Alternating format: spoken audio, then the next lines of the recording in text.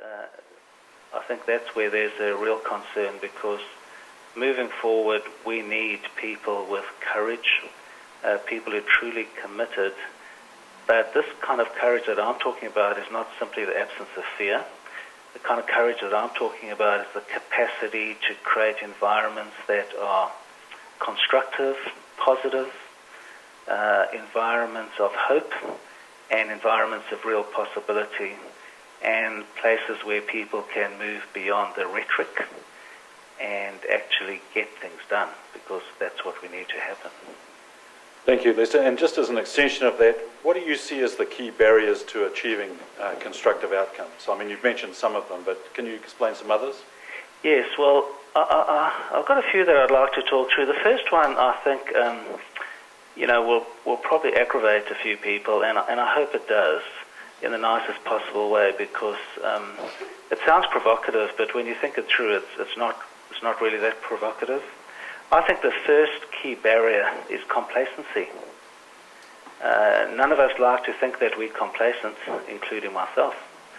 Our complacency is a feeling of contentment coupled with an unawareness of real danger and future trouble. And I think complacency is a way more powerful and prevalent than most of us like to realize. I think it's a hugely destructive force in our organizations and communities. I think it's kind of invisible to insiders, that they don't notice it or deny it, probably the latter. I think although no one steps up and says, hey, guess what? I'm content with the status quo, in the same way no one ever stands up and introduces themselves as a micromanager. And what do we mean by being content with the status quo? Well, these people just, self-satisfied, but also I think they're hugely anxious about the unknown, and that's why they much prefer the status quo, because they just don't want to deal with the unknown. Well, that's one of the good things about the crisis. It throws us headlong into the unknown. I think that complacency creates an environment where people pay little or insufficient attention to new possibilities and real hazards, and I think that's critical in the context of today's discussion. And I look around and I see what looks like energetic activity, but I think if you look real carefully, it's just frantic activity. And it's not the answer. I think this frantic activity is really highly distracting, and it's pretty unhelpful.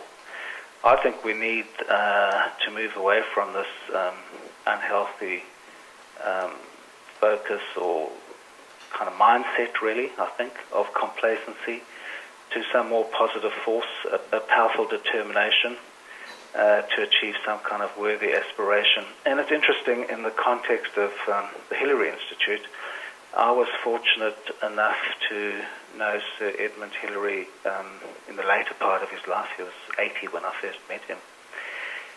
And about a year or so before he died, I did an interview with him on what he thought about leadership. And he mentioned the word determination, or a word like it, a synonym, constituted 40% of all of the words in his interview. And I think that says a lot. I mean, I think we lack this real sense of determination to actually sort out this kind of aspiration.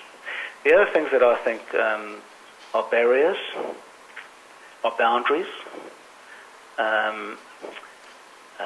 Apartheid, which is a terrible, horrible fascist concept that none of us would support if asked, is practiced routinely in our organizations and communities. I mean, separateness, which is apartheid, really means it's all over the show. I think our mindsets, I think that we're not very adventurous about the way we think. I think that holds us back. And although it sounds like a close cousin to complacency, and it might be, but I think just good old indifference. I care, but not really that much. I think a lot of people just have very limited intrinsic motivation about solving these issues. I think that there's a strong drive around extrinsic motivation, things that we need to have. And I think this is a huge generational issue and a huge education issue. And I actually think that lack of appreciation of what's really the key values, I think that's a problem. I caught a little bit of Melissa's speech when I was waiting on the phone, and she was definitely touching on these same things. But yeah, an ugly, rich vein of complacency. I think that's a big barrier. Thanks, Lester. There's some heads nodding with that concentration on complacency. Lester, we've got just a few minutes left. Can I just ask you, from your perspective, what are the key issues facing New Zealand in the context of this morning's session, and how do you see we can overcome them? Okay, well, we've been doing some research around this from lots of different sectors, and I've just picked up 5. I think that there is a real inertia to make significant change, and I think that's caused by our limited energy to create momentum, and is probably linked to what I was talking about, complacency. I think the second is we've got it's like a narcotic effect of quick fix solutions. We're addicted to them, to complex problems. And I think that's partly caused by our defense of the status quo. I touched on that a bit earlier. I think that's really critical. I think that we have a resistance to new ideas, and I think that's caused in part by our struggle with identity, as New Zealanders. I think another one is I think we have a problem in being truly innovative in the context of the discussions we're having, because I think essentially we're timid, and that's partly linked into this indifference. And I think that we have a horrible overemphasis on compliance and risk aversion, and I think that's fundamentally caused by an excessive anxiety we have. We worry hugely about the wrong things. And I think that just in ending, that you can have a fiduciary response to things or a generative response. By fiduciary, I mean, very focused on the compliance and the risk. And of course, managing risk is important. And this fiduciary responsibility is. But if you just think, I think there's an overemphasis on that, ticking the boxes, getting everything right, and an underemphasis on generative thinking, which produces a sense, what is the knowledge, information, and data we have? What does it really mean? And if I can just give a couple of quick examples. Even if you have a fiduciary response, even if people are very much focused on controls and this type of thing, we can even shift those people by shifting them from an oversight question to an inquiry question. So an oversight question in fiduciary is, can we afford it? Well, an inquiry question would be, what is the opportunity cost? An oversight question is, say, does the budget balance? Is revenue more than expenses? An inquiry question could be, does the budget reflect our priorities? An oversight question could be, is it legal? An inquiry question could be, is it ethical and socially responsible? Now, that doesn't mean you don't care whether it's legal. You just take legal as immutable, but you focus on these other things. So in ending, I'd say, if you look at the way of knowing things, on the one hand, people who think with the fiduciary or transactional mindset, which I think is very common, is they always say the way they know things is because it stands to reason. And I think generative thinkers get to the point where it makes sense.